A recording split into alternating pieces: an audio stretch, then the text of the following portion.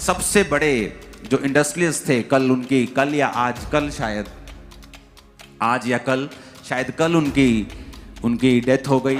आज हम आपको दिखाएंगे कैसे अपोस्टल जी ने रतन टाटा जी की सच्चाई बताई, इसलिए आप उस वीडियो को पूरा जरूर देखें। आप उस वीडियो को देख सकते हैं। आज देश के सबसे बड़े जो इंडस्ट्रियलिस्ट थे, कल या शायद कल उनकी डेथ हो गई और वो आज शायद उनका अंतिम संस्कार था।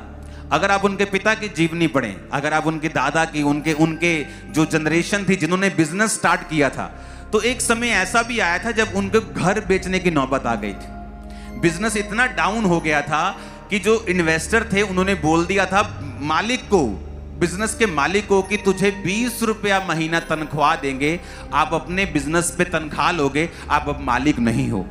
लेकिन जिसने इतना बड़ा बिजनेस खड़ा किया, आज हमें बड़ा बिजनेस नजर आता है। आज चर्च में अगर आप निगाह मार लोगे ना तो हजारों चीजें टाटा की लगी मिलेंगी। लोहे से लेके, कई बार आपको शेड से लेके, आपको हर चीज आपको टाटा की मिलती है। क्यों? एक बंदे ने रिस्क लिया, अपने परिवार से उठा, अपने परिवार को छोड़ के वो मुंबई आ गया। परिवार वाले जाने नहीं दे रहे थे, लेकिन कहता कुछ बड़ा करना है। जब मुंबई आया तो काम शुरू किया, नौबत आ गई, घर बेचना पड़ गया। अपना घर लास्ट बेचा तो उस बिजनेस को सहारा मिला और वो चला। एक शारीरिक बंदा ये जानता है कि रिस्क लेना होगा, पर एक आत्मिक बंदा इतना मूर्ख है कि वो जो परमेश्वर दिखा रहा है, उनको तो ये भी मालूम नहीं है कि मैं घर बेच दूंगा, बिजनेस चलेगा कि नहीं चलेगा। वो तो रिस्क ले रहे हैं, पर हमको 100% ये मालूम है कि अगर हम रिस्क लेंगे, अगर हम आत्मिक रिस्क लेंगे, ये बिजनेस कभी फेल नहीं होगा। आत्मा में हम कभी फेल नहीं होंगे, कभी परमेश्वर हमको छोड़ेगा नहीं, कभी त्यागेगा नहीं। ऐसा एक भी विश्वासी बाइबल में नहीं है जो अब्राहम के समान, जिसने परमेश्वर को फॉलो किया हो और बाद में परमेश्वर ने उसको पूछा ना हो, या बाद में परमेश्वर ने उसको छोड़ दिया हो, या उसको रिस्क लेने का कोई फायदा ना हुआ हो। मैंने रिस्क लिया है, पैसों का भी लिया, जान का भी लिया, रिश्तेदारों का लिया, दोस्तों का लिया, हर चीज का रिस्क लिया। आज हर चीज मेरे पास बहुतायत में है क्योंकि मैंने वो रिस्क लिया। आज अन्य लोगों के पास वो चीजें क्यों नहीं है? क्योंकि उन्होंने रिस्क नहीं लिया। हालेलुया। आज लोग सुनना चाहते हैं, अच्छा खामरा चर्च क्या कहती? क्यों? क्योंकि जब बड़े मुद्दे होते हैं कोई बोलता नहीं, सब चर्च की ओर देखते हैं। तो जो रिस्क लेता है फिर उसको लोग सुनना शुरू करते हैं।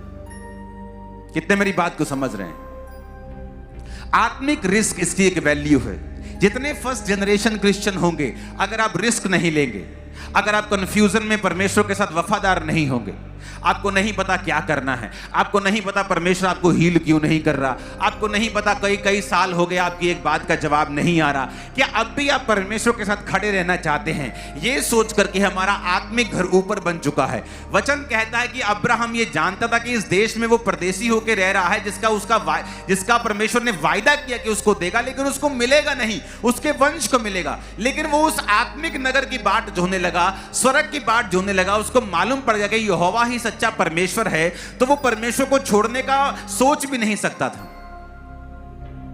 लेकिन आज अगर लोगों को मालूम हो जाए कि 7 साल हो गए प्रार्थना करते, वो सोचना लगता है अच्छा कोई बाबा है, और अच्छा कोई और है, कोई सियाना, अच्छा और किसी तरह से हम चंगे हो सकते हैं। अगर आप फर्स्ट जनरेशन क्रिश्चियन हैं तो मेरी आपको यह सलाह है, आपका भाई, आपका आत्मिक अगुआ, आपका स्पिरिचुअल फादर होने के नाते, कि अड़े रहें और खड़े रहें, रिस्क लें, कंफ्यूजन में खड़े रहें, क्योंकि बड़ी गवाही परमेश्वर आपकी लाइफ में पैदा कर रहा है। अगर आप नोटिस करेंगे तो जो बड़ी गवाहियों वाले लोग हैं उनकी जिंदगी कभी भी नॉर्मल नहीं होगी।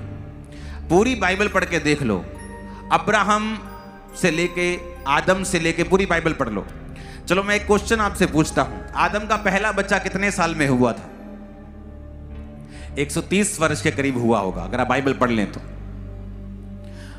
किसी का 65 वर्ष में हुआ, किसी का 300 वर्ष में, किसी का 200 वर्ष के बाद बच्चा होता था। आप जानते हैं नूह का बच्चा कितनी देर बाद हुआ? जब वो 500 साल का था। नूह का पहला बच्चा जब हुआ, नूह 500 साल का था। इमेजिन करो अगर 2024 चल रहा है तो 1524, और आज बच्चा हुआ। पता नहीं नूह ने क्या क्या देख लिया होगा। नूह के इतना लेट क्यों हुआ? क्योंकि परमेश्वर ये जानता था कि नूह एक धर्मी इंसान है और मैं इसको यूज करूंगा, मैं इसको इस्तेमाल करूंगा। तो परमेश्वर नहीं चाहता था कि वो इन चीजों में पड़े। उसने परमेश्वर ने पहले उसको आत्मिक किया, पहले उसको स्पिरिचुअल किया, पहले उसकी लाइफ में काम किया, पहले उसकी लाइफ में, क्योंकि वो फर्स्ट जनरेशन क्रिश्चियन है। तो अगर आप फर्स्ट जनरेशन क्रिश्चियन हैं, आप दूसरे लोगों की तरह अपनी लाइफ को एक्सपेक्ट मत कीजिए कि उसकी तरह आपकी ये चीज हो जाए, उसकी तरह आपका बिजनेस हो जाए। हाँ, वो टेम्परेरी है, उनकी आशीष टेम्परेरी, पता नहीं कौन सा झटका लगेगा, वो निकल जाएंगे। पर आप जो बन रहे हो, आप एक चट्टान से भी मजबूत बन रहे हो, आपकी लाइफ ऐसी होगी। आप इस वीडियो को छोड़ के ना जाए, आप इस वीडियो को पूरा जरूर देखें। जैसा कि आपने वीडियो में देखा कैसे अपोस्टल अंकुर लॉय जी ने रतन टाटा जी की ऊंचाइयों का कारण बताया, और आप सबसे हम कहना चाहते हैं, आप रतन टाटा जी के परिवार के लिए और उनके बिजनेस के लिए विशेष प्रार्थना करें कि परमेश्वर की शांति उनके परिवार में बनी रहे और उनका बिजनेस और अधिक बढ़ने पाए। क्योंकि परमेश्वर का वचन कहता है, परमेश्वर ने इसी काम के लिए चुना है, और परमेश्वर मसीह का वचन कहता है जब आप प्रार्थना करते हो तो परमेश्वर आपकी प्रार्थना को सुनते हैं। और हमारा विश्वास है कि आप रतन टाटा जी के परिवार के लिए और उनके बिजनेस के लिए विशेष प्रार्थना करोगे, क्योंकि परमेश्वर का वचन कहता है जब आप ऐसा करते हो तो आप अपने स्वर्गीय पिता की संतान ठहरते हो। कि परमेश्वर का वचन कहता है जो मेरा आदर करता है मैं उनका आदर करता हूँ। और हमारा विश्वास है जैसे आप रतन टाटा जी के परिवार के लिए और उनके बिजनेस के लिए प्रार्थना करोगे, वैसे ही परमेश्वर आपके बंद दरवाजों को खोलेंगे। क्योंकि परमेश्वर का वचन कहता है परमेश्वर में परीक्षा में व्यर्थ नहीं। और आपको परमेश्वर मसीह के दास का प्रचार कैसा लगा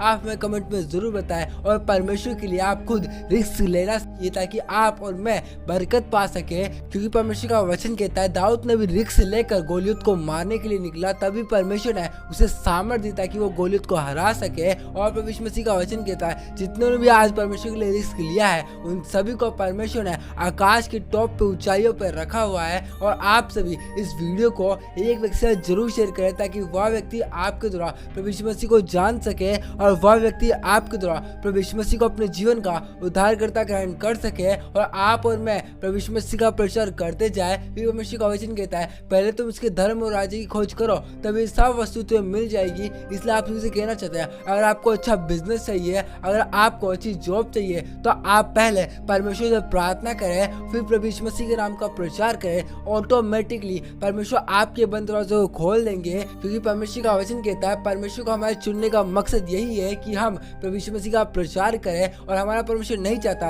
कि हम गरीबी में रहें, हमारा परमेश्वर नहीं चाहता कि हम कमी या घटी में रहें, हमारा परमेश्वर चाहता है कि हम ऊंचाइयों पर जाए। क्योंकि परमेश्वर का वचन कहता है तू जितने काम में हाथ लगाएगा तेरे सब काम सफल होंगे, और तू पूछ नहीं लेकिन सिर ही ठहरेगा, तू नीचे नहीं लेकिन ऊपर ही होगा, तेरे सब काम सफल होंगे और तू प्रभावशाली होगा। और परमेश्वर चाहता है कि हम भी रतन टाटा जी के जैसे ऊंचाइयों पर जाए। और आप हमें विश्वास के साथ सब्सक्राइब भी कर ले, क्या पता एक प्रभु यीशु मसीह का वचन आपकी पूरी जिंदगी को बदल दे। परमेश्वर आपके साथ है, आप अपनी प्रार्थनाओं में रतन टाटा जी को याद रखें और प्रभु यीशु मसीह का प्रचार करते जाए। परमेश्वर आप सभी को बहुत आशीष दे।